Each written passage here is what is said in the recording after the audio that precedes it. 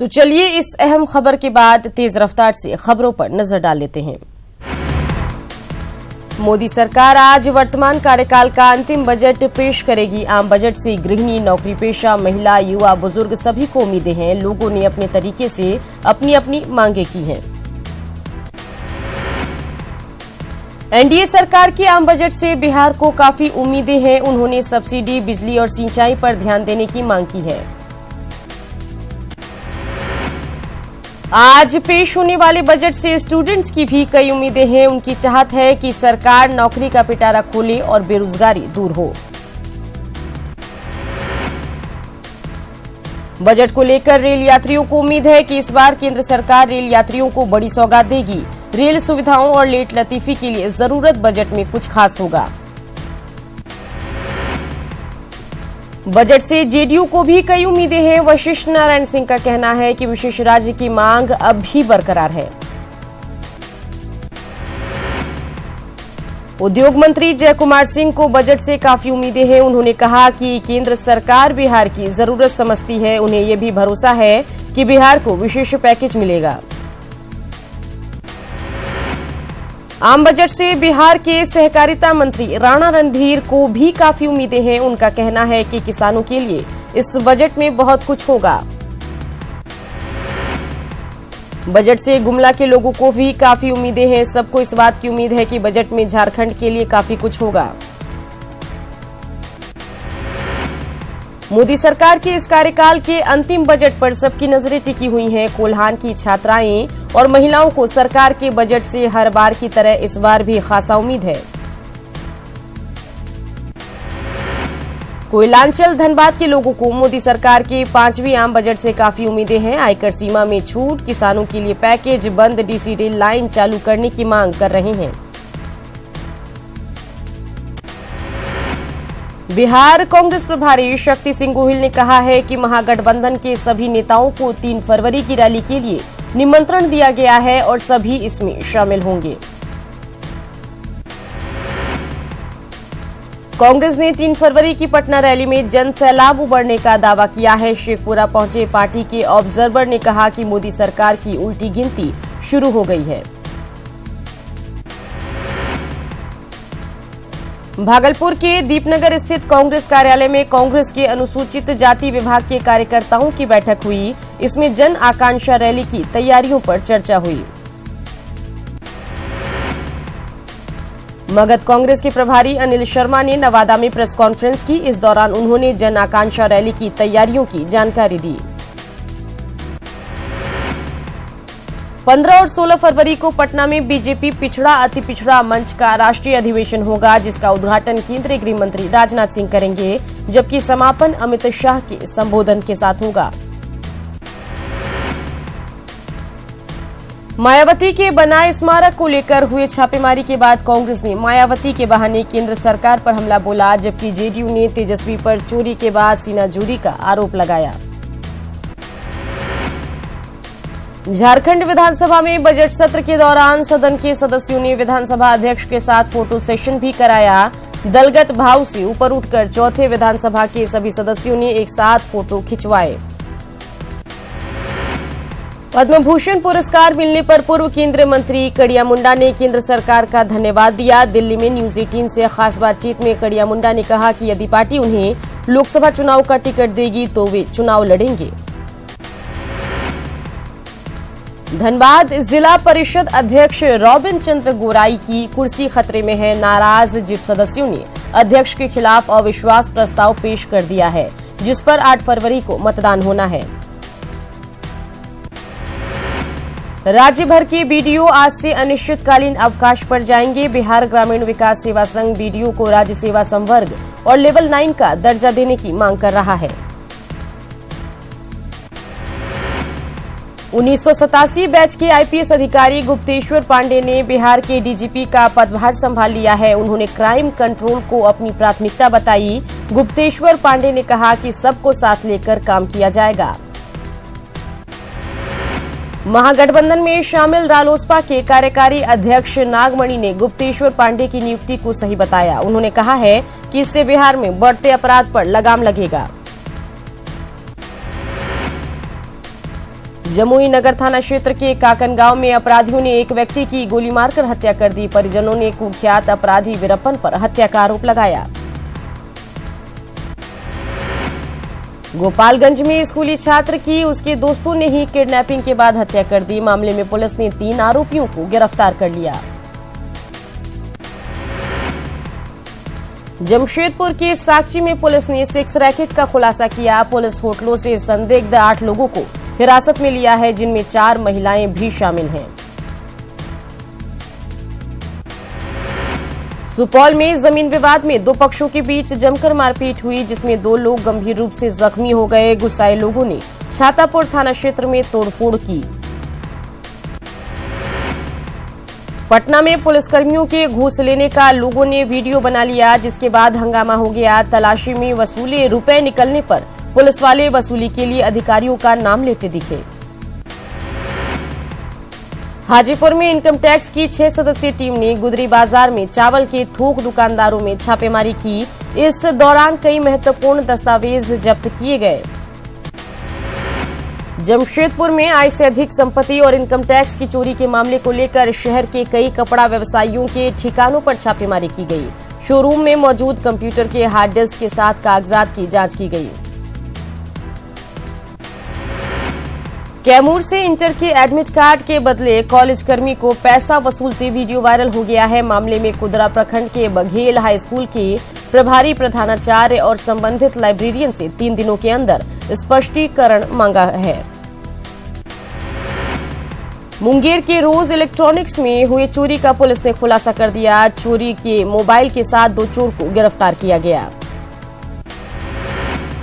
Sitamarhi railway station को बम से उड़ाने की धमकी देने वाले शख्स को पुलिस ने गिरफ्तार कर लिया। आरोपी का नाम प्रमोद है। वो मानसिक रूप से बीमार बताया जा रहा है।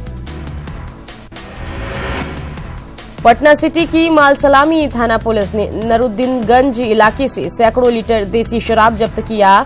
पुलिस ने एक शराब तस्कर को भी गिरफ्तार किया। जुए की लत को पूरी करने के लिए रंगदारी मांगने के एक आरोपी को पुलिस ने गिरफ्तार किया। आरोपी राजेश गिरी दरभंगा के जाले का रहने वाला है। बाढ़ के पुटूश हत्याकांड और कन्हैया पर गोली चलाने के आरोपी प्रताप सिंह ने बड़ा बयान दिया। उसने अनंत सिंह और एसटीएफ के एक अधिकारी पर हमले की साजिश का आरोप लगाया।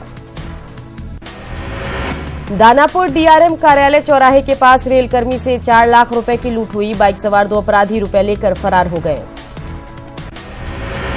भागलपुर पुलिस ने चोरी की 6 बाइक के साथ 5 लोगों को गिरफ्तार किया है। इनमें से 2 को जोगसर से पकड़ा गया, जबकि बाकी लोगों को फिर 35 से गिरफ्तार किया गया। दानापुर के शाहपुर गोरेगांव मंदिर में चोरों ने दानपेटी से रुपए चुरा लिए। 4 चोरों ने मिलकर वारदात को अंजाम दिया। चोरी की ये घटना सीसीटीवी में कैद हुई। भागलपुर पुलिस ने कुख्यात पप्पू सोनार को गिरफ्तार कर लिया है। पुलिस को लूट के कई मामलों में उसकी तलाश थी और वो लंबे समय से पुलिस को चकमा दे रहा था।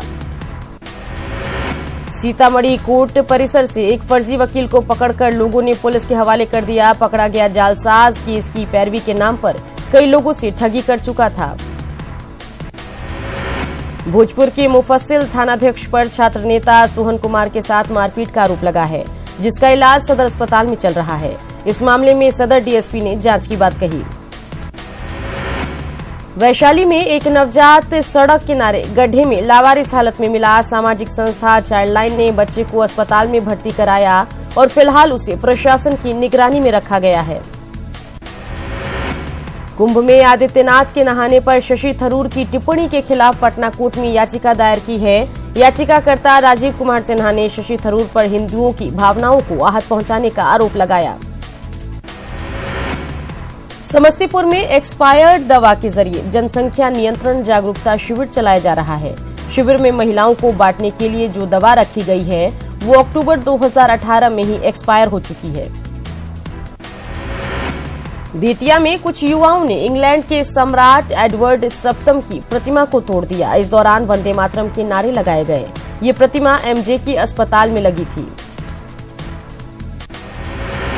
हाजीपुर के सदर थाना इलाके के पहेतिया में छापेमारी के दौरान शराब कारोबारियों और पुलिस के बीच झड़प हो गई। ग्रामीणों ने शराब रखने वाली जगह पर आग लगा दी और उस आग में पुलिस की बाइक को भी फेंक दिया। बेगूसराय में सुरेंद्र सिंह नामक व्यक्ति ने सिद्धि के लिए नर बलि देने की इजाजत मांगी है। उसने इसके लिए एसडीओ को पत्र लिखा है। सुरेंद्र का दावा है कि मां कामाख्या ने उसे नर बलि देने के लिए कहा है। सिवान में एक अजीब घटना सामने आई। सदर अस्पताल में मृत घोषित एक महिला घर जाते ही जिंदा हो गई। हालांकि दोबारा जब उसे अस्पताल लाया गया तब उसकी मौत हो गई। भागलपुर के कमिश्नर बंदोबस्ती कार्यालय और अभिलेखागार का औचक निरीक्षण किया, जिससे कर्मचारियों में हड़कंप मच गई। कमिश्नर ने सिंगल लॉक्स में ज्यादा रुपए मिलने पर सवाल उठाया। धनबाद नगर निगम ने पीएमसीएच की साफ सफाई और इसके सौंदर्यीकरण की जिम्मेदारी उठाई है। पीएमसीएच अस्पताल प्रबंधन के साथ बैठक कर निगम ने अस्पताल के हक में कई निर्णय लिए। बक्सर में समाजसेवी शिव जन्म सिंह की प्रतिमा का अनावरण किया गया, जिसमें बिहार के सहकारिता मंत्री राणा रणधीर सिंह और यूपी की मंत्री स्वाति सिंह पहुंची। तारापुर अनुमंडल में चुनावी कार्यों की तैयारी को लेकर बैठक हुई। इसमें मतदाता सूची के प्रकाशन से लेकर कई मुद्दों पर चर्चा हुई। फुलवारी शरीफ नगर परिषद में मासिक बैठक हुई। इसमें वार्षिक बजट 2019-20 की तैयारी और ठोस कचरा प्रबंधन पर चर्चा की गई। धनबाद के गांधी सेवा सदन में झारखंड मजदूर मोर्चा एक दिवसीय कार्यकर्ता सम्मेलन आयोजित किया गया, जिसमें असंगठित मजदूरों को संगठित करने के उद्देश्य से धनबाद जिला स्तरीय कमेटी बनाई गई। बेगूसराय के कांवर झील और जय मंगलागढ़ पीठ आने वाले पर्यटकों के लिए टूरिस्ट पुलिस पिकेट की स्थापना की गई है। मुंगेर के डीआईजी मनु महाराज के निर्देश पर पुलिस टीओपी बनाया गया है। सिवान के दरौंदा प्रखंड के पश्चिमी हरसर गांव को एनएच सड़क से जोड़ने वाली सड़क का शिलान्यास हुआ। पीसीसी सड़क का शिलान्यास दरौंदा विधायिका कविता सिंह ने किया। इससे ग्रामीणों में भी खुशी है। मधेपुरा जिले में जल्द ही 250 से अधिक कार्यपालक सहायक और डाटा ऑपरेटरों की बहाली होगी। इसके लिए आयोजित लिखित और प्रायोगिक परीक्षा में सफल 1700 अभ्यर्थियों को बुलाया गया है। गया में सेना बहाली आज से हो रही है। आज से 11 फरवरी तक 2 की प्रक्रिया होगी। इसमें 57,000 अभ्यर्थी शामिल होंगे। शेखपुरा में धान क्रय के नाम पर खानापूर्ति की जा रही है। लोगों ने पैक्स पर महाजनों से धान खरीदकर लाभ की राशि के बंदरबाट का आरोप लगाया। धनबाद के पॉलीटेक्निक रोड के पास पहली प्लास्टिक सड़क निर्माण में भ्रष्टाचार की खबर दिखाने का असर हुआ है। न्यूज 18 पर खबर दिखाने के बाद धनबाद नगर आयुक्त ने जांच के आदेश दिए। मुंगेर में पलक फाउंडेशन की ओर से कैंडल मार्च निकाला गया। मार्च मुख्य बाजार होते हुए बड़ी दुर्गा स्थान तक पहुंचा, जहां पलक की आत्मा की शांति के लिए 2 मिनट का मौन रखा गया। पश्चिम चंपारण के नरकटियागंज इंटरमीडिएट कॉलेज के प्रिंसिपल मोहम्मद मनीर रिटायर हो गए। विदाई समारोह में बड़ी संख्या में छात्र और गणमान्य लोगों ने शिरकत की। लोहरदगा सदर प्रखंड परिसर में सखी वन स्टॉप सेंटर का उद्घाटन किया गया। सेंटर में एक ही छत के नीचे महिलाओं की सभी समस्याओं का निदान किया जाएगा। जमशेदपुर में पिछले 10 दिनों से चल रहे एनसीसी प्रशिक्षण शिविर का समापन हो गया। सर्टिफिकेट वितरण समारोह में ब्रिगेडियर तुषार मिश्रा ने एनसीसी की ट्रेनिंग के फायदे छात्र छात्राओं को बताए।